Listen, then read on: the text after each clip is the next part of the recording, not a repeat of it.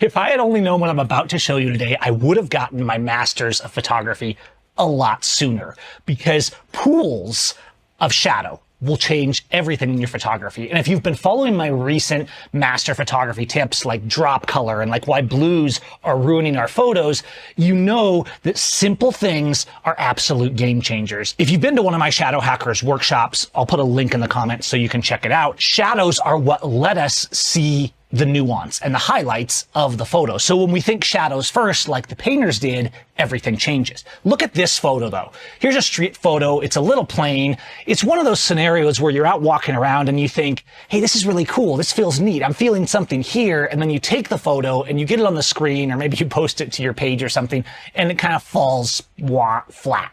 We've all been there. It happens all the time. In fact, failing in a photo is always something that we should be thankful for. I learned so much from failed photos, just like I learn a ton from the constant experimentation I'm doing for the channel, for making new presets, actions, videos, workshops, all that kind of stuff. Okay, this is a straight raw file. So if I went like I would normally do, I might go down and I could try some different presets and go down and say, hey, let's do a portrait 160 look. And, you know, this kind of softens and rolls those highlights off a little bit. It helps with those greens. This is why I always start with a preset or a style, because I can browse over and laser focus my visualization for a photo and figure out what's working for what I was seeing here. So you should always do that, whether you're using your own or whether you use my Filmist or something like that. Actually, this Portrait 160 is a phenomenally versatile preset, and you can download it for free. I'll put a link below in my Filmist free sampler pack. Regardless of what I apply here, yes, I can get more shadow and more contrast, which ultimately are remixing the way curves are, the way blacks and whites mix. And so I can mix this up and make it better or make it more appealing to me. But the problem this photo has is that it's shot in kind of late daylight. There's a lot of what normally is called specular highlights, but I think those are poorly named. I think it's more specular shadows, or more recently, a lack of pooling. What do I mean by shadow pooling? Now, if I take a photo like this that went into the general award collection of the PPA International competition, you can see what I mean. Notice how we have lights. And if you look at the histogram, there's more shadow here than light. So it's kind of a low-key image, not that it has to be low-key to have good shadow pooling,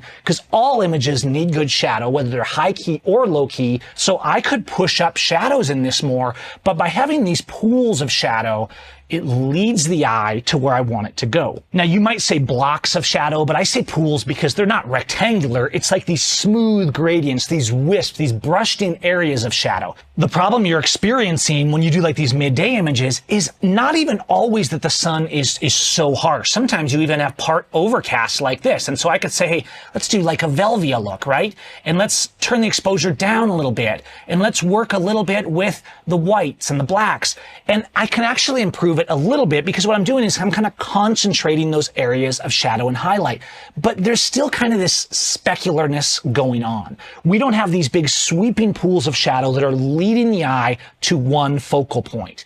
Every image needs a focal point. Every image needs one subject. This is one of the things I learned early on in my career. What shadow pools do is they allow us to lead the eye. So as soon as you start shadow hacking, you start looking first at the shadows in your scene. But this is kind of a hack to shadow hacking itself. Okay, so here's an example. Here's another street scene, right? Here's the raw file. Let's go down to something like Ultra 400. Okay, so it gives us this nice, warm, lot of shadows, but we're actually not clipping. We just have a little bit of that kind of organic, grainy Ultra 400 look. Okay, this could be edited with natural HDR or whatever your preferred method is. Even though there's late afternoon sun, so our sun is lower here and there's a lot of shadow, but that shadow is a lot more pooled. Look how here on the bottom, there's a sweep of shadow. There's a sweep of shadow across the combi, the bus here.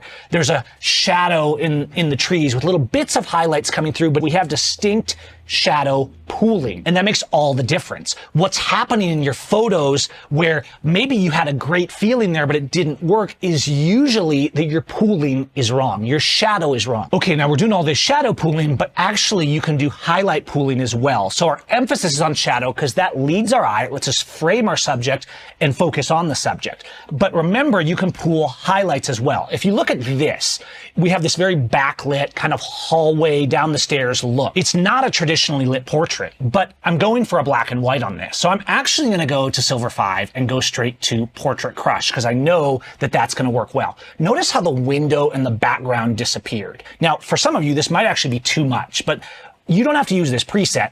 Let's look at the curve and see what's happening. Watch what happens if I temporarily turn off this curve.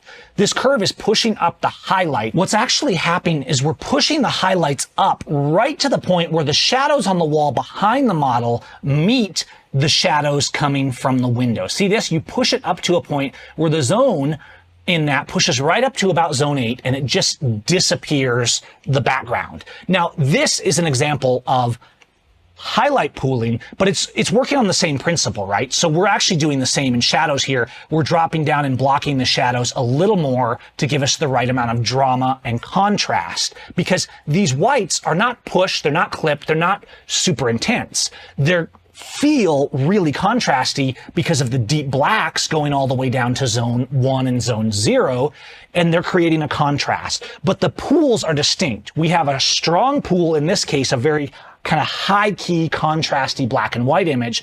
We have this pool of darkness on our model and this bright pool of light surrounding it, but ultimately those shadows create a focal point, so we're laser focused on the subject. Now, if we take a more traditional approach, here is a portrait here, lit with a strobe, kind of a Hamilton look. I believe I actually used the Hamilton Photoshop action on this for a little bit of softness, but again, notice the pooling. Even though we have some bright highlights hitting the model, the background is separated, so we're keying the background a little bit, and it's not just dappling all over the place. We don't have that sharp shadow, speckly highlightiness that you get. These are not authentic terms from the master photography guide. I could show you photo after photo, black and white, color, portrait, landscape, and you're going to see this same pattern. We're mixing in highlights. We're having a little rim hairlight around here. We're using a strobe in the face. We have blacks, we have white, we have film looks, we have high dynamic range looks, but you're always going to see this pattern where instead of just all the light being kind of mixed and broken up everywhere, we have pools of shadow leading to pools of light and color. Shadow pooling essentially just means that when you look at a photo, you're actually studying your shadow and saying, no, this isn't going to work because the way the shadows are being cast are just bits and bobs of shadows all over the place. That isn't going to work. It's going to not let the eye focus and laser focus on the subject. Now, yes, I've showed you some techniques like I did with this Portrait Crush mix where we have this really strong curve mixing the highlights and then pulling down the shadows. So yes, you can enhance your pooling of shadows and highlights in post.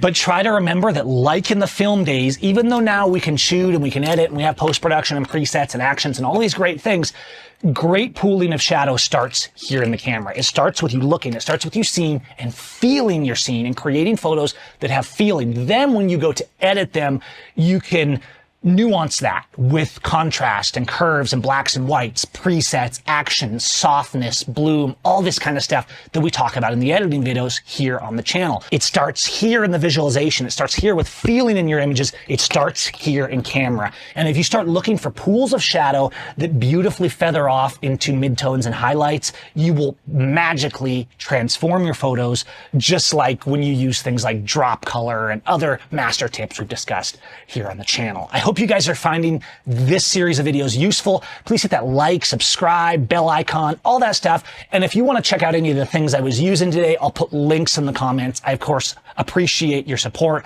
but mainly I just want you to get out there and hack shadows and make better photos with more feeling. We'll see you next time. Peace.